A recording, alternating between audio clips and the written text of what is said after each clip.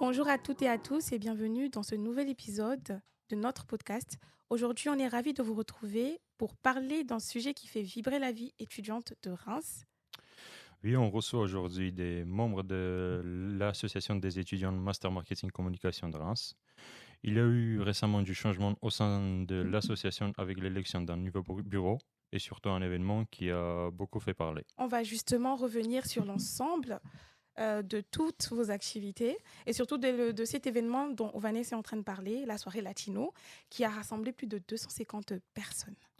Pour commencer, est-ce que vous pouvez vous présenter et nous dire quel est votre rôle au sein de l'association? Alors bonjour, merci de m'accueillir aujourd'hui. Donc moi c'est Hélène, je suis la vice-présidente de l'association EMCR. Bonjour à tout le monde, merci aussi. Moi, je m'appelle Guadalupe et je suis la responsable événementielle. Donc, avant de commencer par rentrer dans le vif du sujet, on va faire un petit état des lieux. Dites-nous, qu'est-ce qui a changé depuis l'année dernière? Alors déjà l'élection d'un nouveau bureau et également l'élection d'une nouvelle présidente, Atichi Anser, qui n'a malheureusement pas pu être ici avec nous. On l'excuse. Et aussi une refonte de l'identité visuelle de l'association, donc une toute nouvelle charte graphique qui permettra, j'espère, un petit peu de relancer les réseaux sociaux. Et on compte être beaucoup plus actifs cette année. Parlons maintenant de la conception de l'événement. Pourquoi avoir choisi le thème latino pour cette soirée? Alors, il faut savoir que dans l'association, il y a 3 des participants qui sont latinos. Moi, je suis argentine. Après, on a notre horaire qui est bolivien et on a un membre actif qui est péruvienne. Donc, on a choisi aussi un thème qui c'est bien attractif aussi pour les Françaises, mais aussi pour les étudiants étrangers qui aiment bien danser, que c'est plutôt motivant. Et ça aussi va nous aider à faire connaître l'association. Puis surtout, à Reims, c'est vrai qu'il n'y a pas vraiment de soirée ou de bar latino. C'est assez rare. Donc on s'est dit que c'était une bonne opportunité d'un petit peu se démarquer au niveau de la musique. Oui, exactement. Comme ma vice-présidente avait dit, il y a un marché qui n'est pas attendu. Donc voilà. Et est-ce que c'est un thème évident dès le départ ou c'est après de nombreuses discussions que vous avez eu l'idée? Comment c'est venu en fait? On veut comprendre l'inspiration. D'où vient l'inspiration? Alors que j'avais dit, ça avait manqué des fêtes pour nous. Et que vraiment, c'est une chose que tout le monde aime bien. La musique latino, maintenant avec Bad Bunny et tout le monde aime bien. Donc, on avait proposé avec la son et vraiment, tout le monde était content. Vraiment, je crois que aussi, c'est l'envie de faire la vraie fête entre nous. De vraiment avoir des musiques qui nous font danser, là où on peut vraiment s'amuser. Ouais, je vois. Derrière votre événement, je pense que vous avez eu plusieurs objectifs. Pourriez-vous en parler un peu? Quels étaient vos objectifs principaux? Alors oui, effectivement, derrière cet événement, il y avait plusieurs objectifs. Donc tout d'abord, c'était un petit peu, on va dire, célébrer ce nouveau bureau. Donc en faisant notre toute première soirée. Il faut savoir l'association n'en a encore jamais fait auparavant. Et c'était également aussi pour nous faire connaître, tout simplement, auprès des étudiants et pour leur dire que oui, on existe. Et puis c'était aussi gagner un petit peu d'argent, donc avec les entrées qu'on a fait payer 3 €. Et récolter des fonds pour avoir suffisamment d'argent pour préparer d'autres projets. Un événement comme celui-ci, ça passe beaucoup par la communication. Et nous avons constaté, nous tous ici, je pense que tout le monde est d'accord, que depuis que vous avez repris le pouvoir sur l'association, il y a beaucoup de choses côté visuel qui ont changé. J'aimerais savoir comment vous avez pensé, imaginer cette affiche-là de la soirée, de votre soirée latino. Alors pour la soirée latino, il faut savoir qu'on ne va pas tomber sur un cliché latino qui vraiment, il doit vraiment montrer les côtés latinos, mais aussi les côtés femmes, et que les personnes qui sont vraiment latinos, ils ne sont pas discriminés, on va dire, un côté négatif ou très cliché pour eux. Oui, éviter de rentrer en fait dans les stéréotypes, on va dire, qu'on peut retrouver des fois dans les visuels, dans la communication. Oui, exactement. Donc, c'était notre thésaurin Sacha et qui nous avait proposé d'utiliser l'image de l'album de Bad Bunny, que ça c'était facile à tout le monde de les connaître et aussi c'est très coloré. Donc, ça, c'était notre affiche principale. La plage avec les petites cœurs, je crois que tout le monde l'avait vu dans le Oui. campus. Et une affiche secondaire qui c'était avec les grosses QR codes. Donc, c'était plus facile pour tout le monde d'acheter les billets. Oui, en fait, notre objectif, c'était d'avoir une affiche qui était fun, qui était aussi assez visible, voilà, qui se remarque vraiment de loin et même par rapport aux autres affiches, parce que dans le campus, il y a des centaines d'affiches qui sont affichées. Donc, on avait vraiment envie d'avoir quelque chose qui se démarque, qui change un petit peu de ce qu'on peut retrouver. Donc, c'est pour ça, on a vraiment pris des couleurs très vives. On voulait aussi un aspect fun et montrer que voilà, notre soirée elle était fun, qu'on pouvait s'amuser. Donc voilà, on a voulu reprendre cet esprit-là pour notre affiche. Oui, et vraiment, ça marchait. Après, on avait utilisé un petit peu les cœurs comme type de mascotte pour notre soirée. Et on l'avait utilisé en différentes situations et les personnes adoraient. Vraiment, Ouais. ça aidait beaucoup à rappeler les sentiments et la musique latine. Voilà. Nous avons vu votre affiche diffusée sur les réseaux sociaux, aussi sur le campus. Et vraiment, c'était trop créatif, très coloré, votre affiche. Merci. Merci. Est-ce que vous avez privilégié d'autres canaux de communication afin de diffuser votre affiche? Donc, on avait fait également du bouche à oreille. Donc, on est allé voir directement avec Guada les étudiants. Donc, pour leur parler un petit peu de notre soirée, voilà, leur expliquer un petit peu. Également présenter notre asso, voilà, parce qu'elle n'est pas encore très connue sur le campus. Et donc, voilà, on a un petit peu argumenté. Et c'est vrai que ça a vraiment très, très bien marché, le bouche à oreille. Vraiment, les étudiants, ils avaient vraiment envie de venir. En fait, oui, on avait donné beaucoup de flyers Ouais, à les étudiants et c'est ça. vraiment, il avait des questions. C'est Mm. comment, c'est où, est-ce qu'il va y avoir des personnes vraiment latinos? Ça, c'est une question qui s'était posée déjà. Et aussi, on avait fait l'affichage par tous les campus, Ouais. Campus Croix-Rouge, Moulin de la Hausse.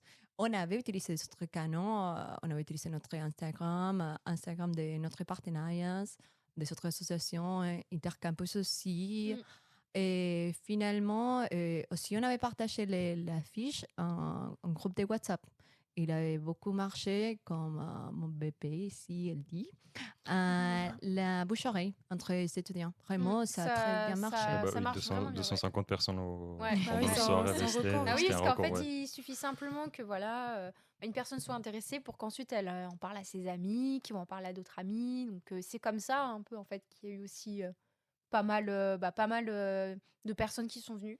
Oui, finalement, il avait une personne, je crois que c'était une fille mexicaine, qui m'avait dit que l'affiche était partagée dans un groupe de WhatsApp des latino-américains. Parce qu'il n'y a pas beaucoup de fêtes latinos, donc il n'avait pas forcément des étudiants, mais des jeunes qui cherchaient des fêtes latinos. Voilà. Et pour la prochaine fois, pour vos prochains événements, vous comptez passer toujours par ces mêmes canaux là où vous comptez privilégier un seul canal de diffusion? Pour moi, je pense que ça reste pertinent de multiplier les canaux de communication. Voilà, autant maximiser nos chances. Et puis, voilà, on continuera l'affichage dans le campus. On sait que ça marche. Le bouche à oreille aussi, on sait que ça marche très bien. Également les réseaux sociaux, parce que ça permet aussi de nous faire connaître un petit peu et pourquoi pas augmenter. On cherche à augmenter un petit peu en nombre d'abonnés également. Donc voilà, on va pas se contenter d'un seul canal.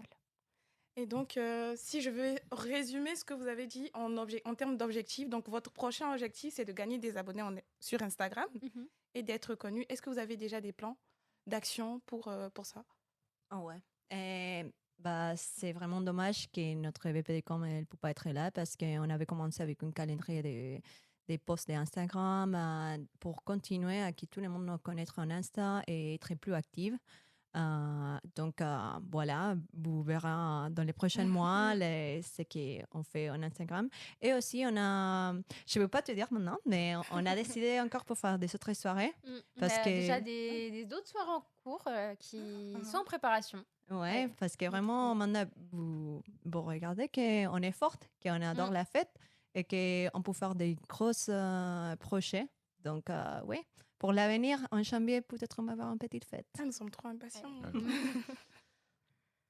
Derrière une telle soirée de cette ampleur, pensons qu'une organisation énorme, Est-ce qu'il y a une grande répartition des rôles au sein de l'association pour organiser la soirée? Pourriez-vous vous en parler un petit peu de l'organisation de la... Alors, on avait bien respecté chaque rôle dans l'association, vraiment. Et ça, c'est une chose que moi, j'ai dû être contente parce que dans l'asso, ça marche bien. Donc, c'est vrai que pendant tout le temps qu'on a beaucoup d'examens et des présentations, c'est un petit peu difficile que chaque personne fait la com, mais on avait bien réussi. Donc, oui, je crois. Oui, c'est important d'avoir une bonne répartition des rôles dans l'association. Donc, chacun respecte son rôle et puis ça permet vraiment de garder une bonne dynamique. Et, on va dire de ne pas empiéter sur les tâches des autres et d'être réellement efficace. Donc, c'est-à-dire par rapport à votre organisation, ce que vous conseillerez, c'est lorsque quelqu'un organise un événement, que chacun reste dans son rôle, quoi. Rester dans son rôle, bien sûr, apporter son aide. Voilà, il y a toujours peut-être que s'il y a une personne qui a besoin, évidemment, voilà, on peut l'aider, tout ça. Mais c'est vrai que garder cette idée d'être dans son rôle, d'effectuer les tâches qui nous sont attribuées, et comme ça permet vraiment d'être davantage efficace. Oui, je vois. Et selon vous, qu'est-ce qui a été déterminant dans le fonctionnement de l'équipe afin d'organiser cette soirée? Ça, c'est une bonne question. Hein? Alors, moi, je crois que c'était... comme c'était ça, on avait bien diversé les rôles. Chacun avait son rôle. Mais aussi, on s'est aidé entre nous. Parce que c'est vraiment... C'est une asso que c'est bien... Peut-être c'est parce qu'on est petite et on se connaît déjà. On sait quand quelqu'un a besoin d'aide et tout. Donc, oui, c'est quoi que ça te... Puis surtout, on se réunissait quand même assez régulièrement pour pouvoir discuter un petit peu, échanger à propos de la soirée. C'est aussi comme ça qu'on a pu créer l'affiche, c'était qu'on était un petit peu ensemble et tout ça. Il y a aussi quand même cette notion de communiquer entre nous. Exactement. Voilà, le travail ensemble. Et puis voilà, chacun peut apporter ses idées. Et voilà. Moi, je dois dire aussi que ma présidente teacher m'avait rappelé aussi de faire des contrôles avec elle. Parce que parfois, moi, je suis un petit peu de... Je vais totalement dépendante parfois.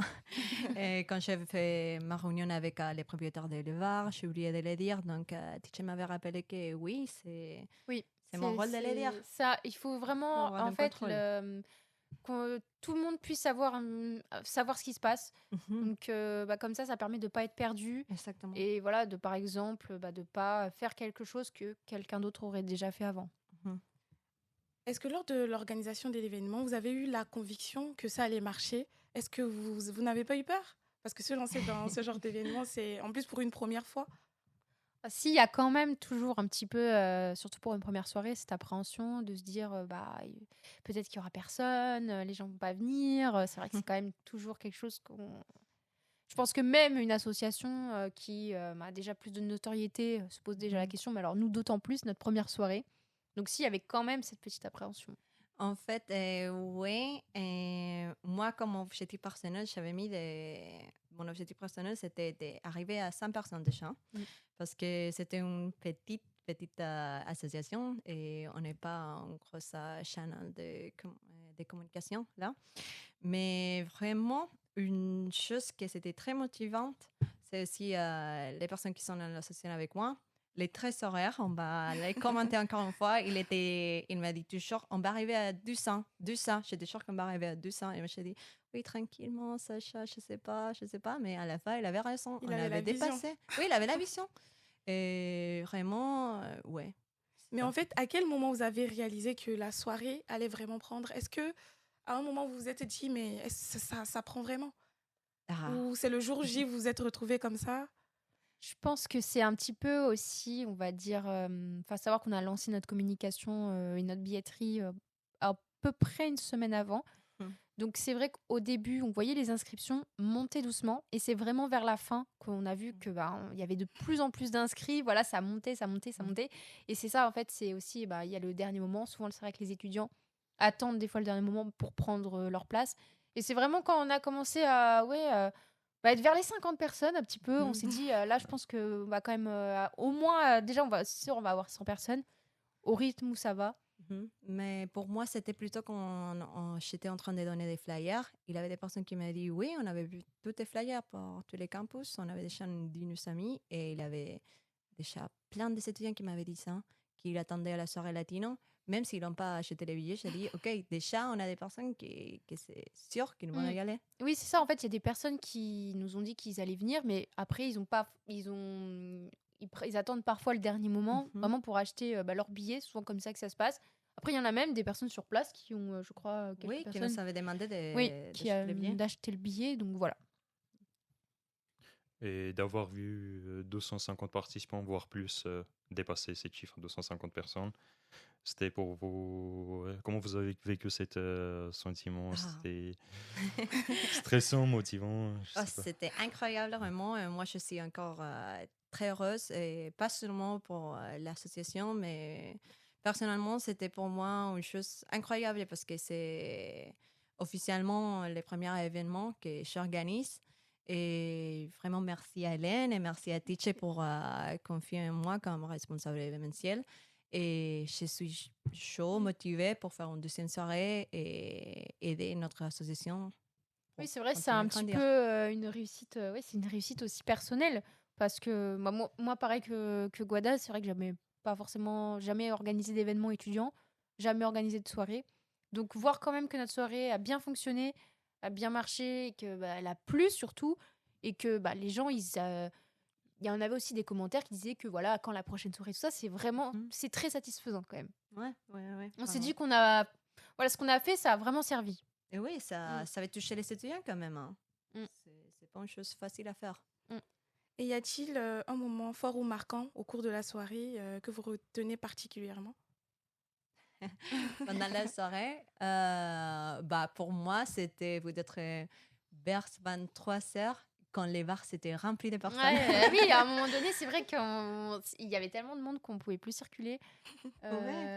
C'était comme une boîte de nuit, une pas boîte au bar, de nuit. hein. Voilà, c'est ça. C'était comme une boîte de nuit. Hein, vraiment, les gens se mettaient tous à danser sur la piste de danse, dans les escaliers, près du DJ, tout ça. Enfin, voilà, les gens, quand on les voyait danser, tout ça. Oui, et parfois, vraiment, j'avais parlé avec beaucoup de latinos qui m'avaient dit merci pour la soirée, directement merci. Et s'il te plaît, si tu fais un deuxième, dis-nous. Donc, je donné notre contact de l'asso, voilà.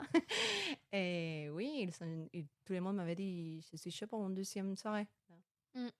Vous avez déjà des participants pour la prochaine soirée? Oui, il y a des places réservées déjà. Et généralement, la soirée s'est bien passée.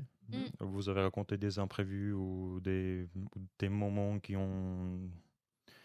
des moments de la gêne, je sais pas. Oui, ok, c'est vrai, c'est notre première soirée. Il y avait des choses on n'était pas trop préparés. Par exemple, après, on s'avait rendu compte que dans notre affiche, on avait mis notre logo de l'association, mais on n'avait pas mis notre Instagram. Et oui, voilà, on n'avait pas beaucoup de s'abonnés. Oui, c'est vrai, on n'a pas mis forcément en avant nos réseaux sociaux. Donc, voilà, après, je pense que par la suite, on essaiera davantage de mettre en avant nos réseaux sociaux, notre Instagram notamment. Et après, comme aussi d'organisation, il y avait beaucoup de personnes qui ne savaient pas qu'il faut chercher la vraie salaire. Oui, c'est vrai qu'au début, il y en a qui voulaient rentrer aussi sans aller prendre leur bracelet. Enfin, c'est vrai qu'à un moment donné, je crois qu'il y avait quand même pas mal de monde au niveau de l'entrée, il me semble. Ouais. Donc, c'était un petit moment où il y avait vraiment, on va dire, de rush.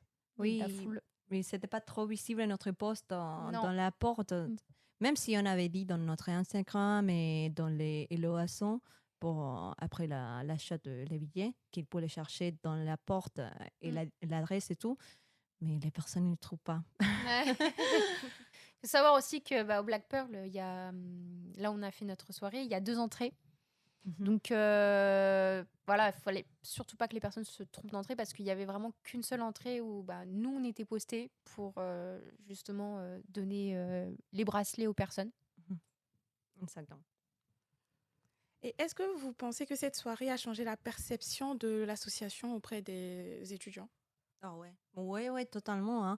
Et dans cette soirée, il y avait plein de personnes des autres associations, des responsables événementiels, des présidents, vice-présidents des autres associations. Et ils sont approchés à moi, à Tiche. Je ne sais pas s'il y a aussi un autre VP. Non, moi, je pense pas discuter, non. Moi, j'ai discuté avec quelques associations. Il était vraiment étonné et pour la quantité de personnes qui étaient là. Et vraiment. Ça prouve que nous sommes en marketing, quoi. Ouais, Ouais, Et vraiment. on sait vendre un événement. Ouais. Et pas seulement pour organiser des événements avec notre association, sinon pour faire des partenariats de communication, pour communiquer aussi votre soirée. Et c'est sûr qu'on va réussir. Et un détail qui a beaucoup plu pendant la soirée, c'est la musique. On a parlé de la déroulement de la soirée, de l'organisation. Par contre, on n'a pas parlé de la musique, Mm.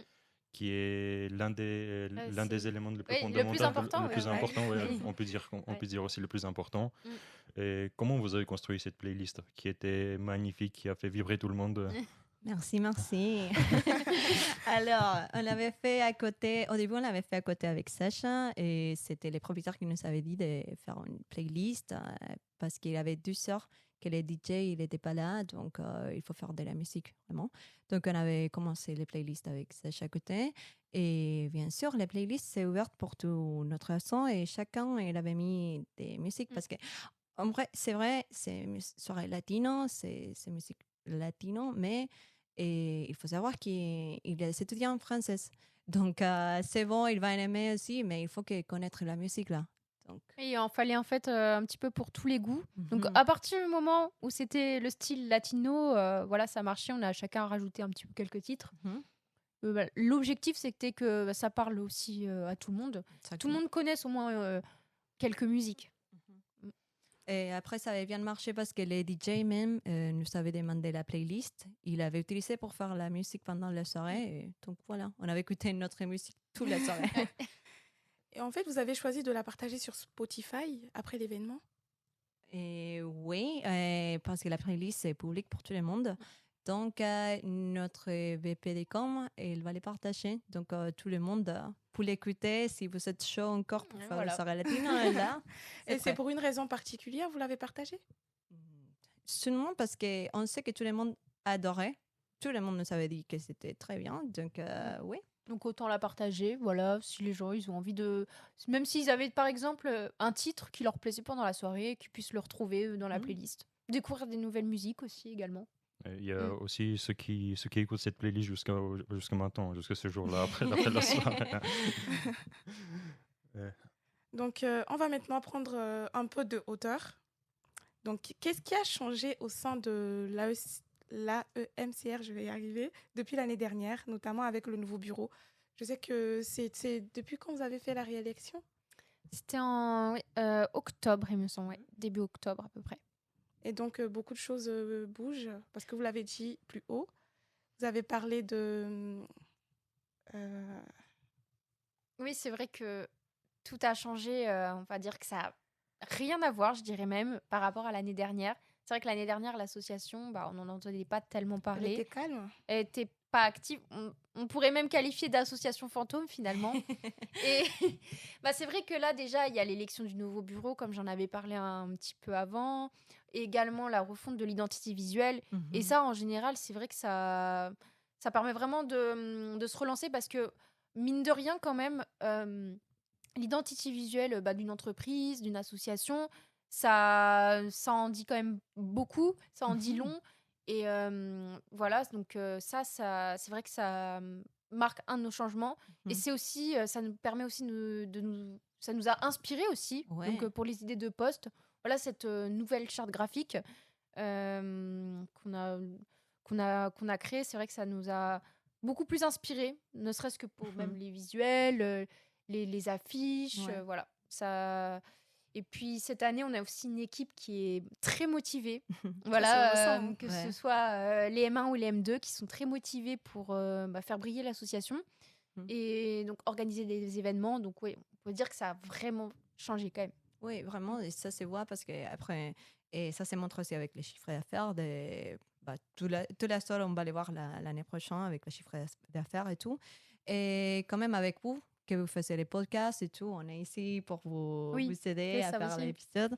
Et je crois que ça naît aussi après l'année dernière qu'on avait vu que la sauce était un petit peu fantôme. Et Mm. c'était à nous de chercher des profits avec la vente des crêpes pour Oui, c'était plus soutenir compliqué. notre On était projet. obligé de rester sur les ventes de crêpes. Mhm. C'est vrai qu'à un moment donné, voilà, on avait envie aussi d'innover, de Mm. créer des événements. Et on va continuer. Et moi, l'année dernière, j'ai approché même à l'ex-présidente Anaël. Je crois que tout le monde le connaît ici. C'est la star Anaël. Les stars. Tout le monde le connaît. Et bah, je l'avais dit vraiment que je comprends pas vraiment pourquoi il y a une association et tout ça. Il m'avait expliqué plutôt parce que pour moi, c'est totalement une chose bizarre déjà. On ne fait pas ça chez moi. Donc, j'ai dit, OK, bah, c'est chaud. Moi, je veux faire un événement. Je suis chaud pour ça. Il m'a dit, OK, attends l'année prochaine parce que tu n'es pas parlé là. Et voilà. Oui, donc Ok. cette année, l'année dernière, on n'avait pas forcément la main sur l'association. Mhm. Donc là, cette année, on a beaucoup plus la main. Donc on peut un peu laisser libre cours à notre imagination, notre créativité. Et on essaie de faire une bonne relation aussi avec les Emma parce Oui. qu'après, c'est à eux de prendre Ouais, c'est ça. l'association. Oui. Et on a hâte que Bah une oui. belle association. On a hâte voilà, que pendant des années, l'association perdure. Mhm. Vos projets que vous êtes en train de réaliser actuellement, ainsi que les projets que vous allez réaliser à l'avenir, ils vont laisser leur trace dans l'histoire de promo et aussi de l'université. Je pense que vous avez déjà des adhérents qui veulent être membres de l'association. Qu'est-ce que vous aimeriez laisser aux futurs membres de l'association? Eh bien, on aimerait laisser quand même une bonne base aux futurs membres de l'association. Donc, c'est pour ça que là, actuellement, on est en train un petit peu on va dire, de tout organiser en termes d'outils de gestion interne. On a vraiment envie que, par exemple, je vais prendre un exemple tout bête, mais tout ce qui va être lié au graphisme, à la charte graphique de l'association, eh bien que tout soit regroupé dans un Google Drive spécialement à l'association pour éviter qu'ils aient à demander à telle ou telle personne d'avoir par exemple le logo en version vectorisée, enfin voilà, des personnes qui seraient même plus dans l'association. Donc vraiment qu'ils aient tous les outils à portée de main déjà. On va dire en termes de gestion interne, c'est quand même assez important malgré tout.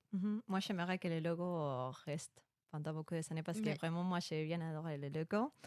Et pour ma part, moi, c'est que j'aimerais laisser à les mains et les prochains, c'est des liquides. Hein. Ouais, aussi, c'est vrai. De là, oui.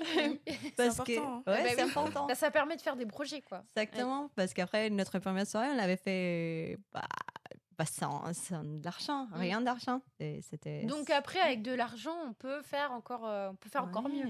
Ouais. Et une petite soirée que peut-être c'est moi pour les marketing, des poules, je sais pas, n'importe quel projet qu'ils ont la liquide. C'est Vraiment. sûr que quand on a de l'argent, on est quand Ça même vaut beaucoup beaucoup. moins restreint, quoi. Ça laisse plus de possibilités. Donc il y a ça aussi, oui. Ouais. Et peut-être j'aimerais de chercher des partenariats avec des entreprises. Oui, On verra. On va faire l'effort. On ne promet pas, mais on va faire on l'effort. va essayer de faire tout ce qu'on peut. Ouais. Et aujourd'hui, nous voyons l'association monter en flèche par rapport à l'année dernière. C'est pas une comparaison, c'est parce que c'est nous.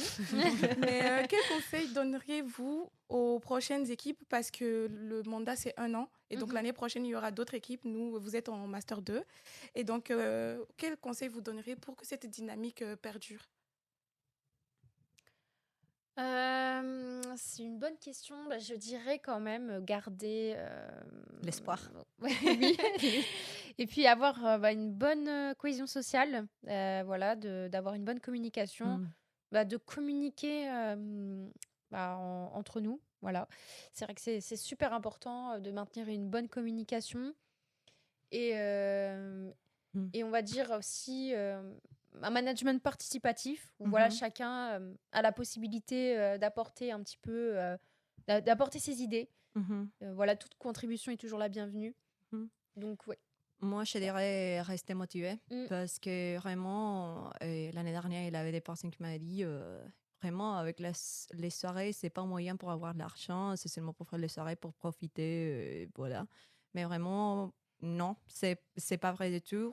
Si vous cherchez à faire un projet qui aussi ça vous plaît et vous croyez aussi que ça va aider votre association, bah, prends l'opportunité, fais-le. Vraiment, restez motivé, acceptez pas ou non. Mais parlez aussi avec les personnes qui travaillent à l'association avec vous parce que c'est votre collègue et c'est eux qui vont t'aider à faire les projets que tu veux faire. Vraiment, c'est ça. Et selon vous, quelle est la valeur essentielle que l'association doit conserver dans le temps pour transmettre aux étudiants à l'avenir? Je sais pas pour ma partie, très cher, moi je vais dire la multiculturalité. C'est ça pour moi, pour me partir. Moi, je dirais, je sais pas. Effectivement, la motivation, comme on en parlait, Guada, c'est vrai que c'est essentiel. Vraiment être motivé par l'envie de faire monter, de faire connaître l'association. Ça, je pense que le fait d'être motivé, ça aide quand même énormément. Oui, aussi être dynamique, vraiment. Et peut-être un petit peu polyvalent là. Ils vont te demander après pour ton entreprise et il faut être polyvalent dans un truc d'association. Et pour conclure, franchement c'était bien avec vous. Donc on va conclure et vous allez nous dire un dernier mot pour celles et ceux qui hésitent encore à rejoindre l'association. Qu'est-ce que vous dites pour les motiver? Venez, on vous fait quoi? Dites-nous. Franchement, on va faire des excellentes soirées, vraiment. Donc, si vous avez envie de participer à des soirées super dynamiques, amusantes, avec de la bonne musique en plus, surtout n'hésitez pas à rejoindre notre association. Alors, on est très sympa. Déjà, vous le voir. Si vous écoutez ce podcast, vous verrez qu'on est très sympa.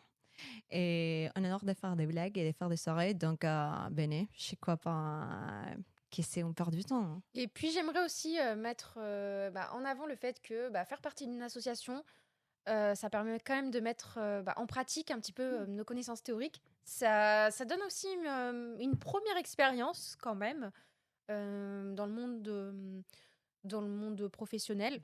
Donc, ça permet quand même de mettre un petit peu en pratique ce qu'on apprend aussi pendant ce master. Donc, ça fait quand même une bonne expérience sur le terrain. Oui, et le prof, il adore que vous êtes dans une association. Toujours, voilà. C'est quelque chose qui est toujours valorisant pour le CV, pour tout, quoi. Oui. Vous pouvez toujours le mettre en avant pendant un entretien, par exemple. Et après, vous avez des contacts. Hein. Oui, aussi. Ça permet aussi de créer son réseau. Donc ça, c'est non négligeable aussi en marketing. Exactement. Et est-ce que vous avez un dernier mot pour les auditeurs? Vraiment, merci à les podcasts pour m'inviter. C'était une chose géniale. C'est ma première fois ici. Et merci à la personne qui écoute. Bonjour, hola. Et vraiment, n'hésitez pas à rejoindre une asso parce que moi, j'ai hésité l'année dernière et vraiment, c'est triste. Mais je suis contente que je suis là maintenant. Et merci à tout l'asso, à les présidents, vice-présidentes et tout le monde. Et moi, dernier mot, c'est suivez-nous sur Instagram. Voilà, on est tout simplement suivez notre compte Instagram AMMCR. Donc on est quand même beaucoup plus actifs dessus et si vous voulez aussi être au courant des prochains événements qui sont à venir. Merci Hélène, merci Guada d'être venue aujourd'hui pour nous parler de l'association. Merci Ovanes, mon coéquipier. Merci à Lucas qui est le DJ.